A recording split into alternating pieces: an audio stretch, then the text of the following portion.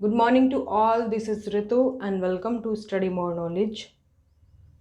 तो आज हम करने वाले हैं हिंदी व्याकरण का पहला टॉपिक जो कि है अपठित गद्यांश। अब हम जो हिंदी कर रहे हैं वो कर रहे हैं टीजीटी पीजीटी वगैरह के लिए, जिनमें एडवांस लेवल की हिंदी आती है वो हिंदी हम कर रहे हैं। इसमें हमने शुरुआत कर दी थी कल से, जिसमें कि मैंने हिंदी साहित्य का एक मतलब फर्स्ट चैप्टर का एक पार्ट कराया था। आज हम करेंगे हिंदी व्याकरण। जो मैं लेक्चर्स लूँगी वो एक हिंदी साहित्य का होगा, उसके बाद हिंदी व्याकरण का होगा। तो क्या होगा ना, दोनों आपके पार्ट कवर हो जाएंगे साथ साथ। तो कल क्योंकि मैंने हिंदी साहित्य का एक पार्ट करा दिया था, आज मैं कराने वाली हूँ हिंदी व्याकरण। तो इसी तरह से हमारी सीरीज़ ये चलेगी। फिर नेक्स्ट टाइम फिर हिंदी साहित्य का पोर्शन में कराऊंगी। तो इसी तरह से हम कवर करेंगे सिलेबस को। तो कोशिश ये रहेगी कि जल्द से ख़त्म हो जाए सिलेबस, और जल्दबाजी भी नहीं होगी, अच्छे से कराया जाएगा। तो चलिए बढ़ते हैं हमारी आज की क्लास की तरफ। तो जो भी मैंने एग्ज़ाम्स इस पर लिखे हुए हैं, इन सभी एग्ज़ाम्स के लिए भी ये हेल्पफुल है। साथ ही साथ किसी और एग्ज़ाम में भी अगर व्याकरण या फिर हिंदी साहित्य पूछा जाता है तो उसके लिए भी ये हेल्पफुल रहेगी सीरीज़। तो सभी एग्ज़ाम्स के लिए आप इसे देख सकते हैं। अब क्योंकि हिंदी व्याकरण की हम शुरुआत कर रहे हैं तो इसमें हम सबसे पहले अपठित गद्यांश को देखेंगे। गद्यांश से जो क्वेश्चंस आते हैं उनकी संख्या कभी कभी काफ़ी ज़्यादा रहती है। 8 से 10 क्वेश्चंस भी पूछे जाते हैं गद्यांश से। तो इसमें हम गद्यांश को सॉल्व करने की कुछ टिप्स एंड ट्रिक्स देखेंगे, जिसके थ्रू आप अच्छे से गद्यांश को सॉल्व कर सकते हैं और कम ही टाइम में सॉल्व कर सकते हैं। अक्सर इसमें टाइम लग जाता है, तो टाइम वेस्ट ना हो उसका ध्यान रखेंगे। और सबसे पहले बात करेंगे इसके कुछ इम्पोर्टेंट टिप्स की, कि आपको कौन कौन से टिप्स फॉलो करने हैं इसमें। उसके बाद एक गद्यांश के थ्रू इनको अप्लाई करके भी देखेंगे। देखो, सबसे पहले क्या करना है आपको, अगर आपको गद्यांश दिया हुआ है प्रश्न हल करने के लिए, तो लोग क्या गलती करते हैं कि सबसे पहले गद्यांश को पढ़ने लग जाते हैं, जो कि नहीं करना चाहिए। देखो, एक बार आप गद्यांश पढ़ेंगे फिर आप क्वेश्चन को पढ़ेंगे। क्वेश्चन पढ़ने के बाद ऐसा ज़रूरी नहीं है आपको एक बार में ही आंसर मिल जाएगा, आपको फिर से वो पढ़ना पड़ेगा। तो ऐसा क्या होगा, ऐसा करके आप कई बार गद्यांश को पढ़ लेंगे। तो इससे बेहतर यही होगा कि पहले गद्यांश को ना पढ़ के आप पहले क्वेश्चंस को पढ़ें, जिससे कि आपका थोड़ा टाइम भी बचेगा। और गद्यांश को क्यों नहीं पढ़ना चाहिए, इसका एक और रीज़न है। इसमें जो क्वेश्चंस हैं हमारे, उसमें कुछ क्वेश्चंस विलोम शब्दों से या फिर समानार्थी शब्दों से भी पूछे जाते हैं। तो कुछ इस तरह के क्वेश्चंस पूछे जाते हैं जिनका आंसर की गद्यांश में नहीं होता, बस उसमें शब्द ले लिया जाता है। जैसे पूछा जाता है इस शब्द में कौन सा समास है, या फिर इसका विलोम शब्द क्या है, इसका समानार्थी शब्द क्या है।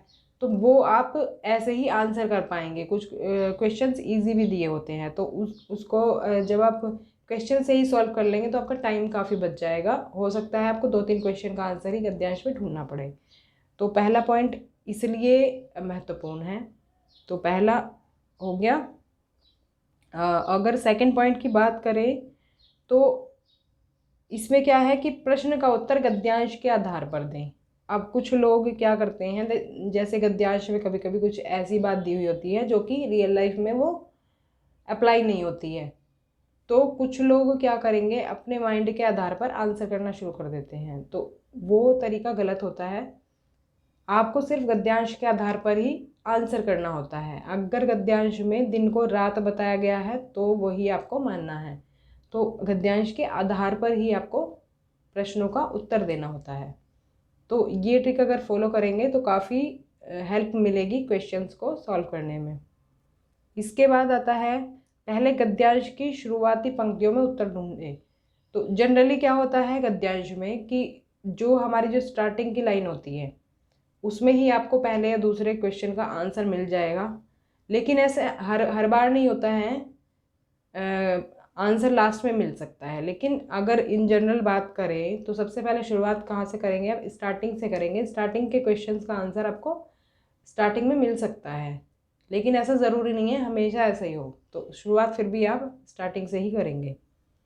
इसके बाद क्या है, फोर्थ पॉइंट, मुख्य बिंदु ढूंढे, मतलब कि इंग्लिश में अगर बात करें तो कीवर्ड्स ढूंढे। कीवर्ड्स की बात करेंगे अभी आगे।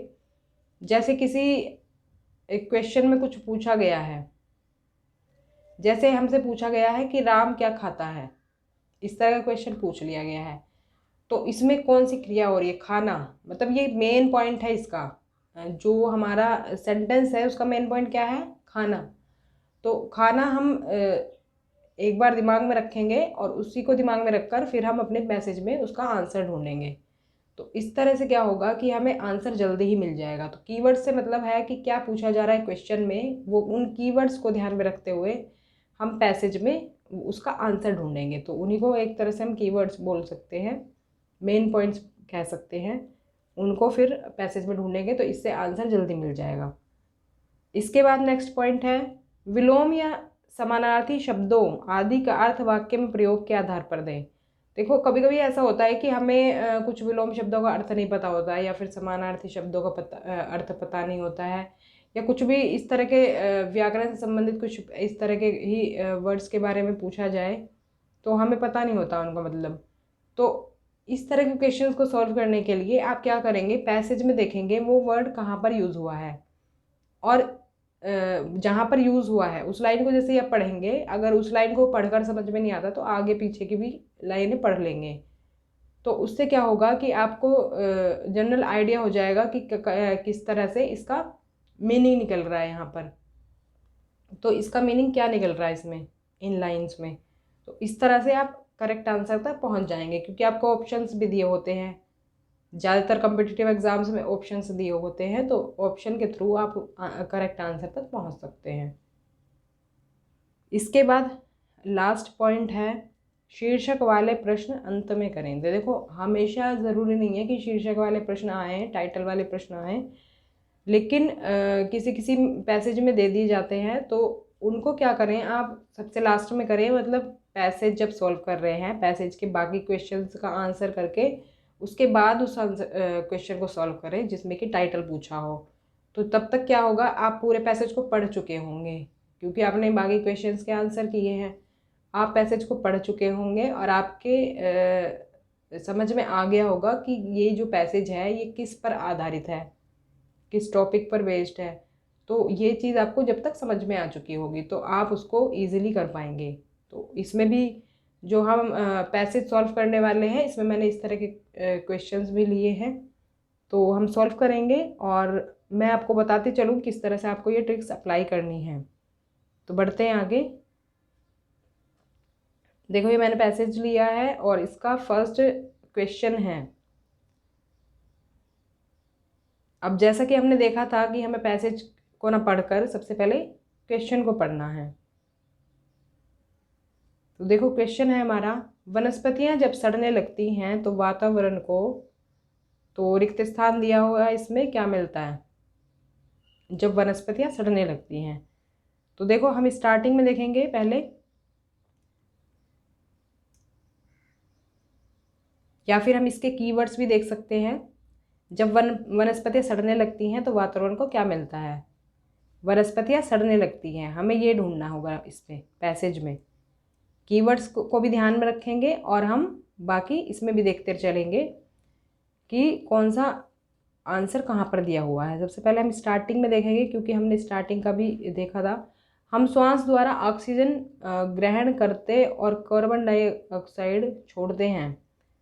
ऐसा ही अधिकतर जानवरों, चिड़ियों, रेंगने वाले जंतुओं, कीड़े मकोड़ों के द्वारा भी किया जाता है। दूसरी ओर सभी प्रकार की वनस्पतियाँ कार्बन डाइऑक्साइड ग्रहण करती और ऑक्सीजन छोड़ती हैं। देखो स्टार्टिंग की लाइन में तो आंसर नहीं दिख रहा है हमें कहीं, आगे पढ़ेंगे। यदि हवा में लंबे समय तक ऑक्सीजन और कार्बन डाइऑक्साइड का अनुपात एक जैसा रहे तब इसका अर्थ होगा कि पौधों और प्राणियों का जीवन एक दूसरे के अस्तित्व के मामले में समान स्तर पर आ जाएगा। लेकिन यदि हम कार्बन डाइऑक्साइड का अनुपात वातावरण में बढ़ा दें तब प्रकृति द्वारा लाखों सालों से बनाकर रखा गया संतुलन बदल जाएगा। वातावरण और वनस्पतियां कार्बन डाइऑक्साइड का लगातार विनिमय करती रहती हैं। विनिमय मतलब होता है आदान प्रदान, और वातावरण से वह वनस्पतियों में जाती है जब वनस्पतियां सड़ने लगती हैं। तो देखो क्वेश्चन में हमने देखा था ये, जब वनस्पतियां सड़ने लगती हैं, तो देखो इस तरह से हम कीवर्ड्स को फाइंड करते हैं। वनस्पतियाँ सड़ने लगती हैं, हमने ध्यान में रखा कि जब ये कहीं आएगा तो हमें ये इस पर ध्यान देना है, इस लाइन पर। तो ये आ गया है, जब वनस्पतियाँ सड़ने लगती हैं तब उनमें से कार्बन डाइऑक्साइड निकलकर पुनः वातावरण में समा जाती है। और यही हमसे पूछा है, तो वातावरण को क्या मिलता है वनस्पतियों के सड़ने पर? तो इसका आंसर जो हो जाएगा वो हो जाएगा ऑप्शन नंबर 3, सी ऑप्शन इसका हो जाएगा करेक्ट। तो इस तरह से कीवर्ड्स के थ्रू आप इजीली पैसेज को सॉल्व कर सकते हैं। फर्स्ट क्वेश्चन का आंसर मिल गया है। देखो इसमें ये ट्रिक अप्लाई नहीं हुई है जो मैंने आपको बताई थी कि स्टार्टिंग में मिल जाएगा स्टार्टिंग के क्वेश्चन का आंसर। तो इस वाले ट्रिक में ज़रूरी नहीं है कि स्टार्टिंग में मिल जाए, बट हाँ हमें स्टार्टिंग शुरुआत से ही करनी है ढूंढने के लिए। इसके बाद देख लेते हैं आगे। पौधों और प्राणियों का जीवन एक दूसरे के अस्तित्व के समान आ जाएगा जब हवा में लंबे समय तक। तो हमसे पूछा है लंबे समय तक क्या रहेगा, जब पौधों और प्राणियों का जीवन एक दूसरे के अस्तित्व के समान आ जाएगा।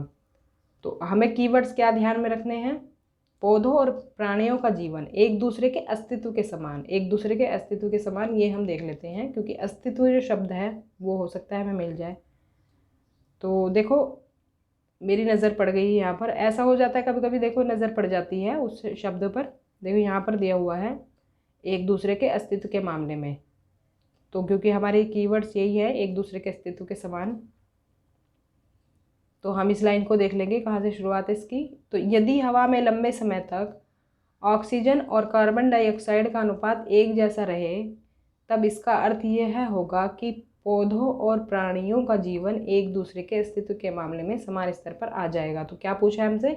पौधों और प्राणियों का जीवन एक दूसरे के अस्तित्व के समान आ जाएगा जब हवा में लंबे समय तक क्या होगा। तो इसका आंसर छिपा है यहाँ पर, ऑक्सीजन और कार्बन डाइऑक्साइड का अनुपात एक जैसा रहे। तो ये ऑप्शन में किस में मिलेगा? ये मिलेगा ऑप्शन नंबर सी में। तो कार्बन डाइऑक्साइड और ऑक्सीजन का अनुपात समान रहेगा तभी ऐसा हो पाएगा कि पौधों और प्राणियों का जीवन एक दूसरे के अस्तित्व के समान आ जाएगा। तो सी ऑप्शन इसमें हो जाएगा करेक्ट। इस तरह से ही आप क्वेश्चंस को सॉल्व करें। अब देखो ये जो क्वेश्चन है इसका आंसर आपको अपने नॉलेज के आधार पर देना होगा। इसमें पूछा है हमसे वातावरण का विग्रह और समास होगा। अब अगर आप पहले ही पैसेज पढ़ने लग जाते तो देखो इन क्वेश्चंस का आंसर के लिए आपको पैसेज तो पढ़ना नहीं है। इसमें अगर आपको आइडिया होगा कि किस तरह से हमें समास ढूंढना है या विग्रह कैसे करते हैं तो आप इसका आंसर दे पाएंगे। तो इसका आंसर जो होगा वो हो जाएगा सेकेंड ऑप्शन, वात का आवरण, और ये हो जाएगा तत्पुरुष समास। देखो तत्पुरुष समास में अक्सर पहचान का ये है ज़रिया कि इसमें विभक्तियों का प्रयोग किया जाता है, जैसे का या से, जो मतलब कारक विभक्तियों का प्रयोग किया जाता है इसमें, जो कि संबंध बताते हैं एक शब्द का दूसरे शब्द से। तो कारक विभक्ति का इसमें यूज़ हुआ है वात का आवरण। अब जब हम इसका समास बनाते हैं, मतलब समास बनाते हैं, तो जब इसका ये विभक्ति हो जाती है लोप, जैसे हमने इसका वातावरण बना दिया तो विभक्ति गायब हो गई ना इसमें से, तो ऐसे ही होता है तत्पुरुष समास। और इसमें सेकंड पद होता है प्रधान। तो बी ऑप्शन हो जाएगा इसका करेक्ट। तो इसके लिए पैसेज पढ़ने की ज़रूरत नहीं पड़ी हमें। बढ़ते हैं आगे। श्वास और ऑक्सीजन शब्द हैं।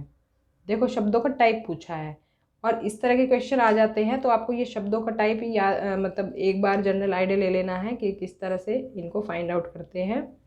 तो तत्सम जो शब्द होते हैं, नहीं अभी बताती हूँ मैं, पहले इसका आंसर देख लेते हैं कौन सा है। इसका आंसर जो होगा ये हो जाएगा डी ऑप्शन, तत्सम और आगत। कैसे होगा? देखो तत्सम जो होते हैं वो तो शब्द होते हैं जो संस्कृत लैंग्वेज से डायरेक्टली हमारी हिंदी में यूज़ किए जाते हैं, उनमें कोई परिवर्तन नहीं हुआ है।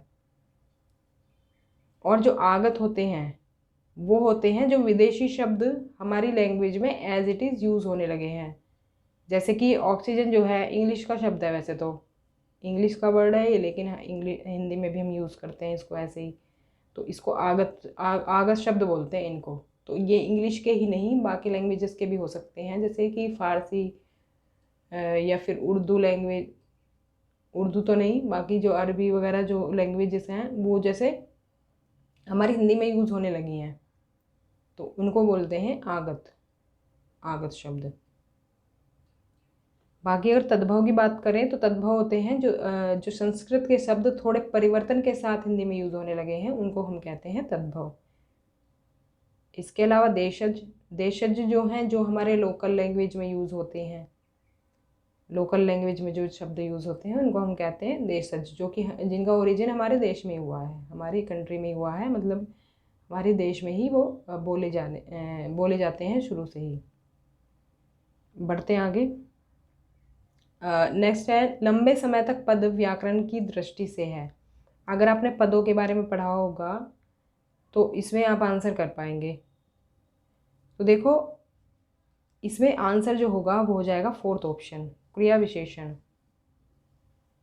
इसके लिए अगर आपको ज़्यादा आइडिया नहीं है इसका तो आप पैसेज में देख सकते हैं कहाँ यूज़ हुआ है। देखो, यदि हवा में लंबे समय तक ऑक्सीजन और कार्बन डाइऑक्साइड का अनुपात एक जैसा रहे तब इसका अर्थ होगा कि पौधों और प्राणियों का जीवन एक दूसरे के अस्तित्व के मामले में समान स्तर पर आ जाएगा। तो इसमें देखो क्रिया विशेषण जो होते हैं, क्रिया विशेषण पद जो होते हैं वो क्रिया की विशेषता बताते हैं, क्रिया की विशेषता बताते हैं ये। तो इसमें ऐसे ही यूज़ हुआ है कि लंबे समय तक अनुपात एक जैसा रहे, तो ये क्रिया की क्या बता रहा है, विशेषता बता रहा है। तो लंबे समय तक हो जाएगा क्रिया विशेषण। नेक्स्ट क्वेश्चन है गद्यांश का मुख्य विषय है। इसमें क्या है कि टाइटल पूछा हुआ है आपसे, मुख्य विषय का मतलब यही होता है। तो टाइटल पूछा है, शीर्षक पूछा है। किसी किसी में दिया होता है कि गद्यांश का उपयुक्त शीर्षक क्या होगा। तो इसका आंसर क्या करेंगे, हम पैसेज के एंड में करेंगे, मतलब जब सारे क्वेश्चन हम सॉल्व कर लेंगे उसके बाद हम इसको करेंगे। तो अब इसको स्किप कर देते हैं। अब देखो जो हमारा क्वेश्चन है वो है नेक्स्ट, विनिमय का अर्थ है। अब इसमें वो वाली ट्रिक हमारी अप्लाई होगी। क्या, अब मान लो आपको विनिमय का अर्थ पता नहीं है तो पैसेज में हम इसका यूज़ देखेंगे कि कहाँ पर हुआ है। तो देख लेते हैं विनिमय कहाँ पर है इसमें। अगर हम शुरू से देखें, हम श्वास द्वारा ऑक्सीजन ग्रहण करते और कार्बन डाइऑक्साइड छोड़ते हैं, ऐसे ही अधिकतर जानवरों, चिड़ियों, रेंगने वाले जंतु, कीड़े मकोड़ों द्वारा भी किया जाता है। बस सरसरी निगाह से देख लेंगे ऐसे ही। तो इसमें अगर देखें, वातावरण बढ़ा दें, प्रकृति के द्वारा लाखों सालों से बनाकर रखा गया संतुलन बदल जाएगा। हाँ, तो ये आ गया, ये हमारा शब्द आ गया यहाँ पर, विनिमय। ये किस तरह से यूज़ हुआ है, वातावरण और वनस्पतियाँ कार्बन डाइऑक्साइड का लगातार विनिमय करती रहती हैं।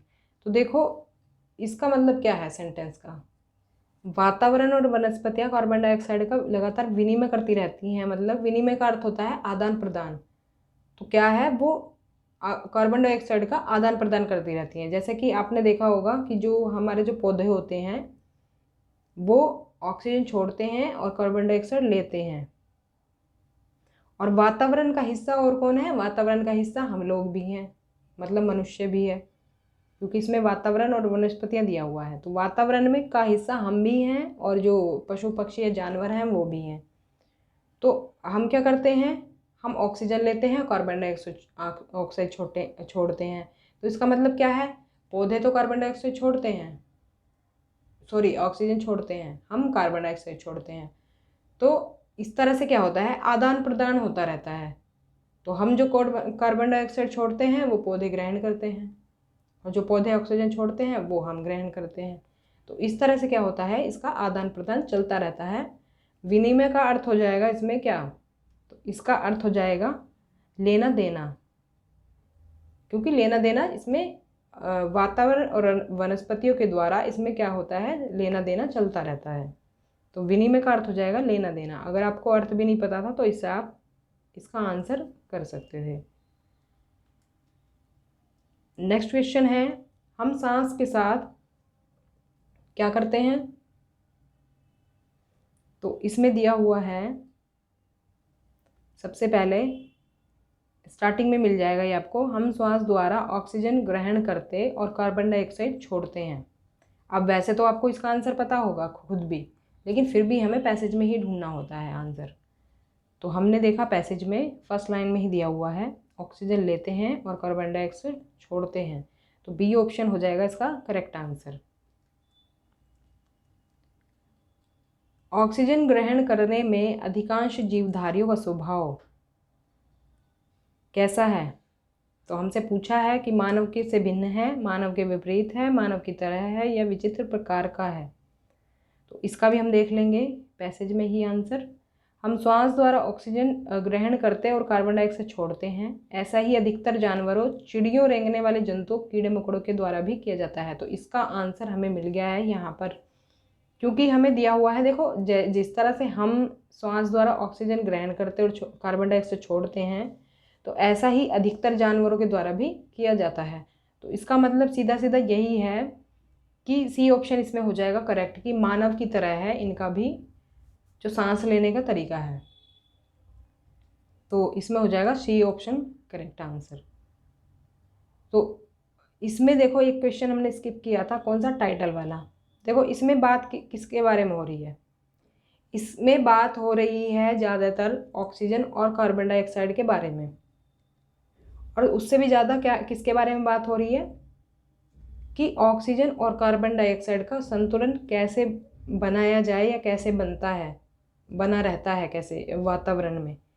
तो इसका जो करेक्ट आंसर हो जाएगा वो हो जाएगा फर्स्ट ऑप्शन, क्योंकि इसमें संतुलन की ही बात हो रही है। क्योंकि पौधे जो है कार्बन डाइऑक्साइड लेते हैं और हम कार्बन डाइऑक्साइड छोड़ते हैं। तो इस तरह से जिस तरह से संतुलन बना रहता है वातावरण में, उस तरह की बात हो रही है। जैसे कि यहाँ पर बात हो रही है वनस्पति सड़ने लगती हैं और उनमें कार्बन डाइऑक्साइड निकलकर पुनः वातावरण में समा जाती है। तो सभी जगह जो बात हो रखी है वो इस तरह की ही बात हुई है कि किस तरह से इन दोनों गैसों का संतुलन वातावरण में बना रहता है। तो ऑप्शन नंबर ए हमारा करेक्ट हो जाएगा, क्योंकि देखो इसमें वसंत और ग्रीष्म ऋतु का भी ज़्यादा जिक्र हुआ नहीं है, एक बार ही हुआ है बस। और पौधों और प्राणियों का जीवन भी नहीं इतना ज़्यादा इसका जिक्र हुआ है। इसमें ज़्यादा सबसे ज़्यादा चर्चा की गई है इस पर। तो फर्स्ट ऑप्शन हो जाएगा करेक्ट। तो ये थे हमारे पैसेज पर आधारित कुछ क्वेश्चंस जो मैंने आपको टिप्स एंड ट्रिक्स बताए हैं। इनके आधार पर अगर आप पैसेज सॉल्व करेंगे, बहुत इजीली आप कठिन से कठिन प्रश्नों को भी सॉल्व कर सकते हैं। तो आई होप आपको वीडियो पसंद आई होगी। तो आप अपनी राय ज़रूर बताएं कमेंट बॉक्स में, अच्छी लगी है तो भी बताएं, और अगर आप कोई सजेशन देना चाहते हैं सुधार के लिए तो वो भी बता दें। तो अब मिलते हैं हमारे नेक्स्ट क्लास में। Thanks for watching. तब तक के लिए stay connected and keep watching study more knowledge.